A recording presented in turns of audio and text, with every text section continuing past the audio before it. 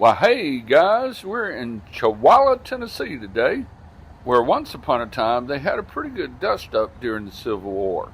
But we're here today to tell you about another guy that was involved in the Buford Pusser story. You know, a while back we did a video on Louise Hathcock, the queen of the state line mob, and we tried to share with you the facts in and around her death. She, of course, was shot and killed at the Shamrock Motel one day by Sheriff Buford Pusser. I'll attach that video on the end screen just in case you might want the facts of that story. But we're here today to talk about one other person that I'm aware of that Buford Pusser killed in the line of duty. We're here to introduce you to a guy named Russ Hamilton. Now, if you think you like this kind of content, I need you to bump that like button. But I also need you to comment if there's something I get wrong here. For if there's one thing I've learned as I've tried to go through all these state line stories, is that there's at least 2 or 3 versions of each story. And honestly, I'm unable to find out very much about Mr. Hamilton. So I'm just going to paraphrase an article I found in the Jackson Sun that was published on December the 26th, 1968. Now, I'm sure this article doesn't get the story exactly right. So if you happen upon this video and you want to make a correction or a comment, please do so in the comment section.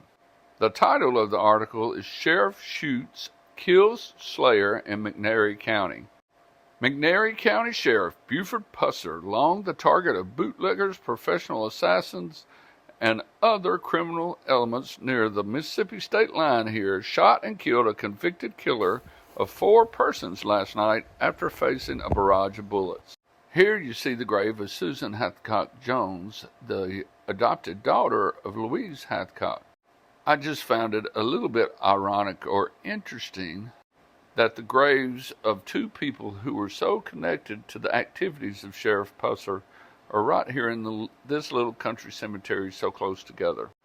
But back to the article. Pusser killed Charles Russell Hamilton, 57, about 8:30 p.m. after Hamilton had fired 4 or 5 shots, as Pusser said, at the sheriff. Hamilton was killed by 2 shots in the head. It seems, at least according to the article, that a couple of those shots that Hamilton fired grazed Pusser's abdomen and maybe even nicked his gun handle. That gun handle is supposed to be on display at the Pusser Museum in Adamsville.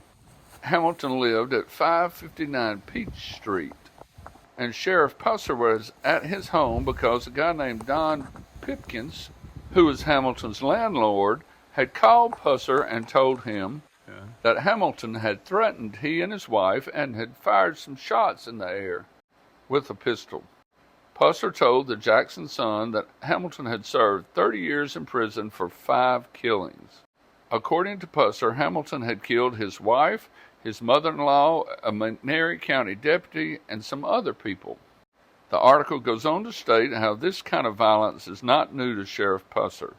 He killed Miss Louise Hathcock, the owner of the Shamrock Motel, after she fired on him point blank during an investigation. And of course, in '67, the sheriff's wife, Pauline, was killed on August the 12th. The article goes on to say that no one wants to be quoted, and I imagine not. I would be a little afraid of both sides of this story. Now, Hamilton was said to have been drunk, and he had spent around 30 years in prison by this time, so he was no saint. But it just sort of feels like there's a lot of information I'm missing in this story. But nonetheless, on Christmas Day, December the 25th, 1968, Charles Russ Hamilton had an altercation with Sheriff Buford Pusser that resulted in his death. Now, I hope you've learned a little bit about another guy connected to Sheriff Buford Pusser, and please feel free to comment. Thank you.